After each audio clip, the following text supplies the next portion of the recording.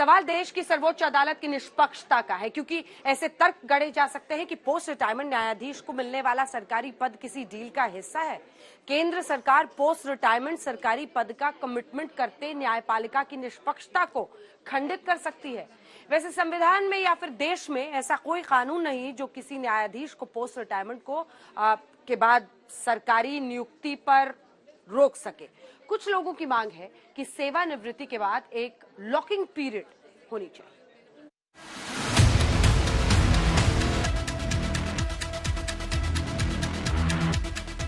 पूर्व न्यायाधीश नजीर के गवर्नर बनने के बाद अब विपक्ष बनाम केंद्र सरकार में एक नई जंग छिड़ गई है।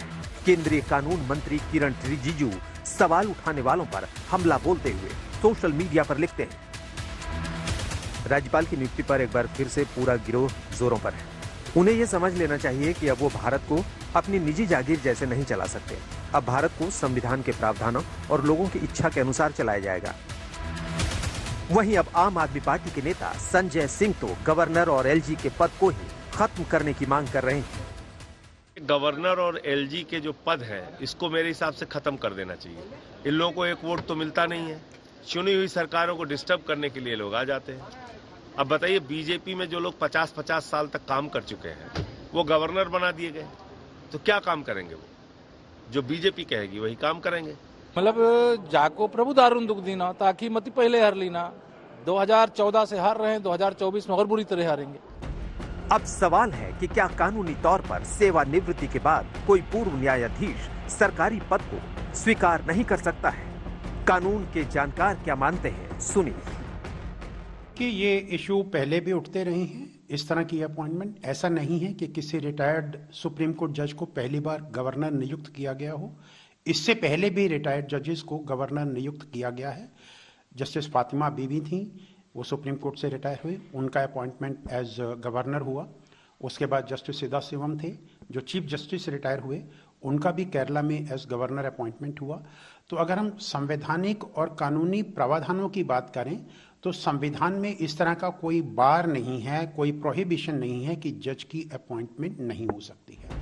मतलब ये कि पूर्व न्यायाधीश नजीर से पहले भी कई पूर्व न्यायाधीशों ने सरकारी पद पर काम किया। सुप्रीम कोर्ट के retired chief justice P Sathasivam सेवानिवृत्ति के बाद केरल के गवर्नर बने। साल 1992 में सेवानिवृत्त हुई।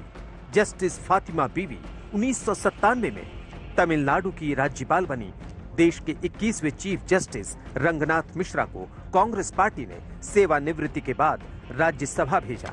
वहीं जस्टिस बहारुल इस्लाम जनवरी 1983 में सुप्रीम कोर्ट के जज के पद से रिटायर हुए थे और उसी साल जून में कांग्रेस ने उन्हें राज्यसभा भेजा था।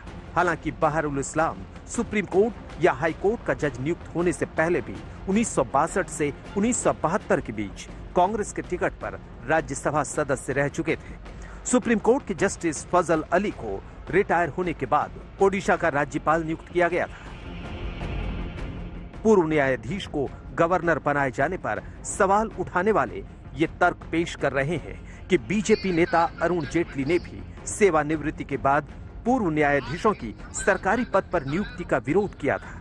हालांकि जानकार यही मानते हैं कि पूर्व न्यायाधीश नजीर पर उंगली उठाना बेमानी है। ऐसा नहीं है कि जैसा मैंने पहले भी कहा कि पहले की अपॉइंटमेंट्स नहीं हुई हैं, पहले भी अपॉइंटमेंट्स हुई हैं, तो इनकी अपॉइंटमेंट भी सरकार ने सोच समझकर की होगी। एक योग्य व्यक्ति हैं जस्टिस नजीर साहब, उन्होंने जो जजमेंट्स दी हैं उनकी जजमेंट्स के ऊपर कोई क्वेश्चन मार्क नहीं है, तो इसको जजमेंट की उनकी जजमेंट के साथ जोड़ना मैं समझता हूं ये एक गलत प्रक्रिया होगी। आज सुप्रीम कोर्ट के पूर्व न्यायाधीशों पर सवाल उठ रहे हैं, लेकिन बड़ी बात यह है कि देश की न्यायिक सिस्टम बहुत मजबूत है। यहाँ आपको ये समझना है कि न्यायपालिका की आजादी हो, सुप्रीम कोर्ट और हाई कोर्ट के न्यायाधीशों को हटाने की प्रक्रिया हो, जुडिशियल रिव्यू हो, ये भारतीय संविधान में दुनिया के सबसे पुराने लोकतंत्र यानी अमेरिका से लिया गया है। लेकिन बहुत कम लोगों को पता है कि भारत और अमेरिका में सुप्रीम कोर्ट के न्यायाधीशों की नियुक्ति का तरीका एकदम अलग है।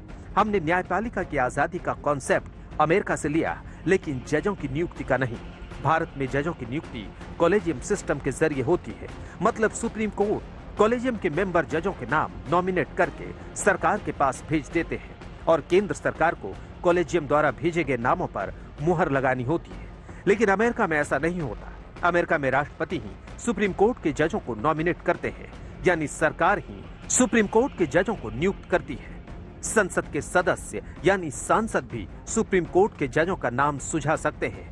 सरल शब्दों में समझें तो अमेरिका में सुप्रीम कोर्ट के न्यायाधीशों की नियुक्ति का अधिकार सरकार के पास है। और तो और अमेरिकी सुप्रीम कोर्ट में जजों की रिटायरमेंट की उम्र नहीं होती, वो ताउम्र जज बने रह सकते हैं।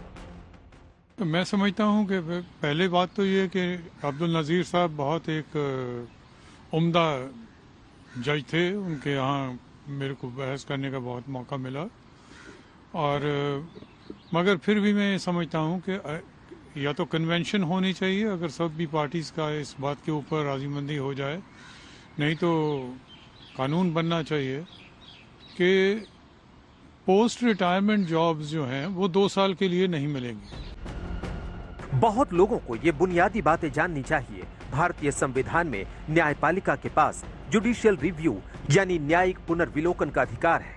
मतलब सुप्रीम कोर्ट देश की कार्यपालिका और विधायिका के आदेश और कानून की न्यायिक समीक्षा कर सकती है। सुप्रीम कोर्ट देश के संविधान का संरक्षक भी है।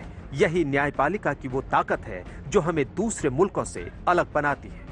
ब्रिटेन और फ्रांस जैसे मुल्कों में संसद द्वारा पारित कानूनों के जुडिशियल रिव्यू की ताकत न्यायपालिका को नहीं है।